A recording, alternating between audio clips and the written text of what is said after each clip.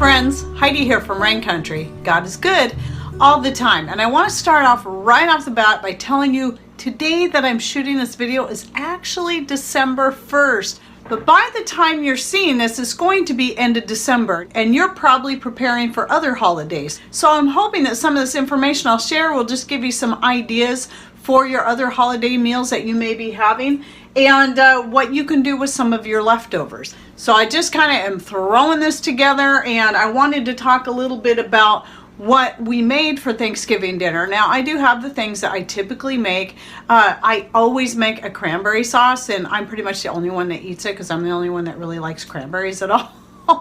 But I make my sauce a little bit different. I just kind of come up with my own recipe, and it's pretty simple. I just use some oranges, usually some Satsuma oranges. I peel them and then cut them up, and then cranberries. I try to use mostly somewhat equal parts, but it is mostly cranberries, and then I also will use some raspberries. And I typically, the raspberries that we've either grown or got from the neighbors, and I put in the freezer, and I just thaw a bag of them out, which is about a pint, and then add them in there with the cranberries and oranges, and then cook it all together. This year I added a little bit of coconut sugar to it, and then when it was all done and somewhat cooled off, you know, not too hot, I then added some honey for sweetening to it. Now, my favorite way to eat it is actually to mix it in with my homemade whipped cream, which I also, of course, made to go with the pies. So, and other things. So what I made for pies, the typical pies I make will be apple, because you know you got to have apple, and pumpkin,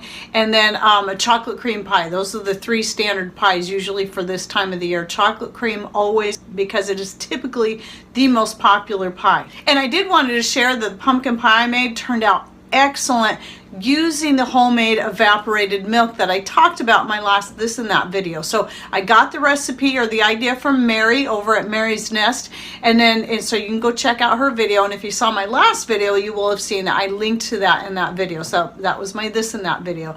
So it did turn out really good. I mean, my pies have always turned out pretty good, but just doing the homemade evaporated milk instead of just using regular whole milk did make it just that much better. It just kind of took it up to the next level. And so I also use my own homegrown pumpkin.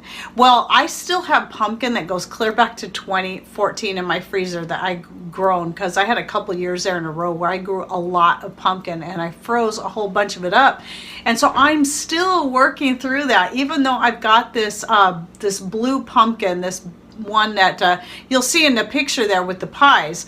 I got to start working through that pretty soon. But anyway, I like to leave it through Thanksgiving so it can be a nice decoration. One of the other things I did was I went ahead and pulled out 2 of my bags of pumpkin, because at the time I was still using the food saver and the plastic bag, so still got to work through those. One was for the pie itself, and then the other one was to do some extra things. So I did make some pumpkin dip, and I have a recipe on that I believe that I'll go ahead and link to up here and down below.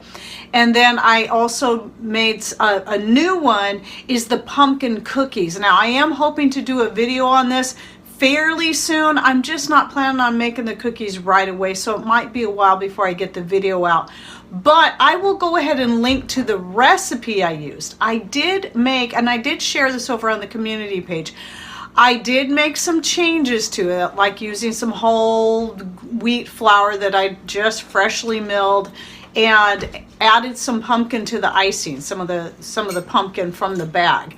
And so that just made it taste even better, because the icing itself had some pumpkin in it. So anyway, they were quite a hit, those cookies, and I really recommend you give them a try. Oh, I also substitute some of the sugar in there for coconut sugar, like I typically do.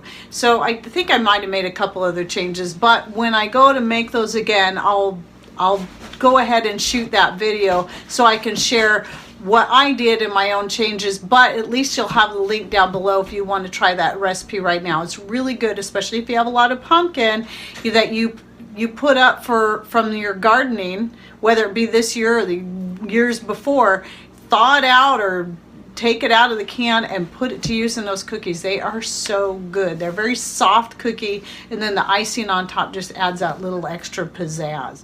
The other thing I traditionally make, and this funny thing about this is it started years ago when we had some friends over, and it was the first time I've ever heard of celiac disease. And one of my the friend that was coming over, she had celiac disease, and I learned about gluten and all that kind of stuff, why she couldn't have it. So I had to come up with a different idea for my dressing I was going to put in the turkey. And so I just made a wild rice stuffing. I make it a little bit different every year, but I do have a recipe that's probably about 2 years old. You know, I hope the video isn't too dark, but I'll go ahead and link to that down below. Some of you still like to make your turkeys for Christmas dinner and all that, you know, even if you just had it for Thanksgiving. That's what I do there, is the wild rice stuffing, and it was such a hit that I've just been doing it that way every year. It's actually pretty simple. You can add whatever spices and anything to it that you want. And one of the things I added to it this year, I used this quite a bit, was this, I mentioned it in that video I did on the my bulk food purchases. So Mother Earth Products, this is their 3 onion soup dip mix, and I've been doing a lot with this and been very, very happy with it. So used it in the stuffing mix, added it to the gravy. I also added it to the salmon dip I made to go with the chips. So I have a recipe video out there on a clam dip. It's the same idea, just using the salmon instead. And then I mixed in the onion soup mix with that as well, and boy, it was good. It just turned out really tasty.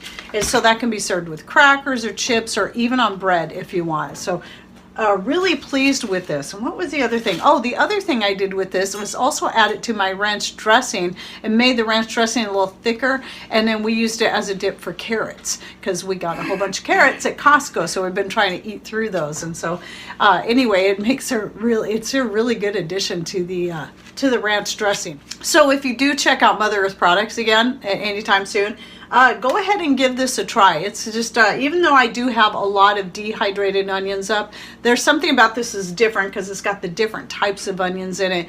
And it's just kind of a fun thing to sort of play with and add to your various things. Oh yes, did I say I added this to the gravy that I made from the turkey? Yeah, I think I did. So anyway, moving on to talk a little bit about the turkey. So obviously, as usual, I always try to get a pretty good sized turkey, so I have plenty of leftovers. Sent some home with my sister-in-law, and then we've been eating on it for the past couple nights. Tonight, I'm going to make one of our more traditional dishes, which I usually do the day after Thanksgiving, but this time I'm waiting till tonight. And it's going to be the turkey gravy over rice. And what it is just a white gravy. So basically using my mushroom white sauce or white gravy recipe that I have, which I will also link to down below, is basically a replacement for your store-bought cream of mushroom soup. I haven't had to buy that in years. It's so easy to make it from scratch, and then you can take that and change it and have it go with whatever you want. So basically I just make that, cut up a bunch of the leftover turkey and throw that in there, and then we serve it over rice. And again, one of our very favorite meals, which I'll be making tonight. And then tomorrow I'll take whatever turkey we have left over and I'll make a turkey pot pie. And that pot pie will last us for a couple of meals, because, you know, I make a whole pie out of it, and there's only 2 of us here. So anyway, that should last us for a couple of days. So we really stretch that turkey out, and there's so many other ideas you can take your turkey and use it in. Pretty much anything you're going to use chicken in, you can do that. So even like if you saw my recipe I posted in the community page about the almond chicken, and I also have a video recipe, but it's old. But check out that recipe. I actually put a written recipe in there, and you could even take the turkey and do something like that with it. And I saw that Vicky's Country Home had a really interesting recipe for these little puffs with the turkey. I was thinking about trying out.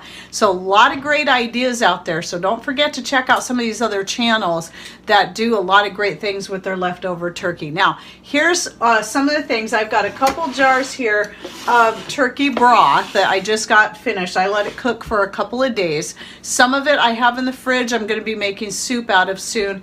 And then this stuff, instead of canning it, I'm just going to freeze it like I usually do. That's why these lids are sitting on here loosely.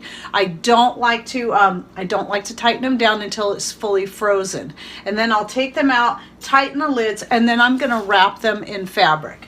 And then this year, since I've been getting away from the food saver, normally what I would do with the turkey I want to freeze up and use throughout the year is I would put it in the food saver bags and then seal it up that way. But since I'm trying to get away from that more and more, partly because of the plastic, but also because I'm just fed up with food saver and it only seems to last a couple of years, I'm going to go ahead and try freezing some of the turkey in jars. So again, I'm going to put the lid on a little bit loosely until it's fully frozen, just to make sure. I don't think the meat's going to swell up as much as your liquid, but just to be on the safe side, I like to do this with anything I'm freezing. And then I'll take that out, and I'm really liking I've been doing if you saw my video on how I freeze different things in mason jars and how it is doable, I've been doing the cloth method. So we pick up flannel sheets like this at garage sales, and because they have so many uses for many things, just to make shop rags out of or anything out of. And one of the things I've been happy with is using these as a wrap for my jars. So once I get the lids tightened on there and put them back in the freezer, I just wrap a double layer. So what I'll do is I'll cut it the width I need it so it's doubled like this. And so that will be approximately about the right size. I just take it, put a snip right here, and then I'm going to rip it, and it's going to rip straight. That's the thing about ripping fabric that's so great, is it rips straight. Unlike cutting, it's really hard to always keep it perfectly straight. Now this right here is enough to wrap 2 jars, so I'm going to go ahead and cut that in half. So all I got to do is put a little snip right there, and then rip. And then when I go to wrap it, which I'll wait and do, well, actually I could do one now.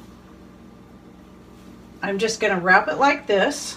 And then I take another piece, make a little snip right here, and this becomes the tie to hold it in place. This is just the quickest, easiest thing for me to do, rather than making little bags and stuff, though that's a great idea. It's going to be a lot more time consuming to do that. And here, this way, I just make my little tie and wrap it on there and just tie it in place. And that way, cut off any excess. And that way I can set the jars next to each other and not have to worry so much about them getting, especially if they're in something like a shelf that's movable or whatever. I don't have to worry about them cracking against each other and then cracking and then breaking. So that's just going to keep them safer. So that's what I've been doing with all my stuff now. When I freeze it, is just wrapping it in these flannels that we get for really cheap at garage sales. So same thing with the turkey broth. Like I said, I keep the lid on really loose. Now, if you're interested in more about the freezing, I'll go ahead and link to that video as well down below in the description box. Oh, and then the other reason I like to freeze rather than can this stuff is because this stuff has already been really well cooked. And if I can it, I'm going to have to can it for, well, in these jars for 75 minutes. So basically it's going to cook for another 75 minutes. So, and besides, I usually am just doing a few jars at a time. I'd rather not run the canner for just a little bit like this. So I prefer to just freeze it. But if I really need to, I can it, because canning meat and stuff is really easy to do. I've canned lots and lots of meat, and it's one of the easier things to do. It's just 90 minutes for quarts, 75 minutes for pints. We've got canned beef back there from 2013 because I did a lot that year that we're still trying to work through. Every time I think I got to the last jar, I find another one. But when it comes to pre-cooked meat, like the salmon that I used in that salmon dip, that was actually one time I had to cook up a whole bunch of salmon at once, and so then instead of canning that, I went ahead and froze it up in separate bags. And so then I was able to pull some of that salmon out to use in the dip that I made. But like I did with the fresh salmon we had, that because it was fresh, I went ahead and canned all that up. Plus we had a lot. In my personal opinion, when it comes to canning meats, I think it's best to use raw meats when you're doing that, because they're going to get cooked. You don't have to worry about overcooking them, but once they come out of that canner, they're ready to eat as is. And so there's no cooking. They're preserved and they're cooked all at once, and that just makes them really easy to use. Now, if you're interested in more ways that you can use leftovers in various things to make the most of your leftovers, I actually have a whole playlist of that. It's called Making the Most of Leftovers, and I show, you know, baking up a chicken and then using the leftover chicken meat to make a whole bunch of different things. Same thing with a venison roast and fish and various other things. And I do occasionally try to remember to throw another recipe in there. But anyway, so you can see that the whole idea. The great thing about, even if there's just two of you, you have a small family or whatever, you can cook up a whole roast, a whole turkey, a whole chicken, and then you have this meat ready to go that you can use in so many dishes, including the almond fried chicken. Yes, I like to use the cooked chicken in that. Why? Because it's already there. I don't have to worry about cooking it thoroughly. I can put the batter on there and brown it real good, and then it's done. It's ready to go. And I actually like it better than using the raw chicken, which is traditional to make the almond fried chicken. So a lot of different things you can do. And that includes making orange chicken as well, if you've ever made the orange chicken. I don't think I have a video recipe out there on that, but maybe someday I'll do that, because I do have my own orange chicken recipe. So anyway, go ahead and share down below some of the ideas. What's traditional for you for the holidays, whether it be Thanksgiving or Christmas or whatever, and what do you like to do? What are your favorite things to do with your leftover meats, especially like your turkey or your ham or whatever it is that you tend to have for the holiday meals? Okay, well, I hope you enjoyed this video. Thanks for watching. Take care and God bless.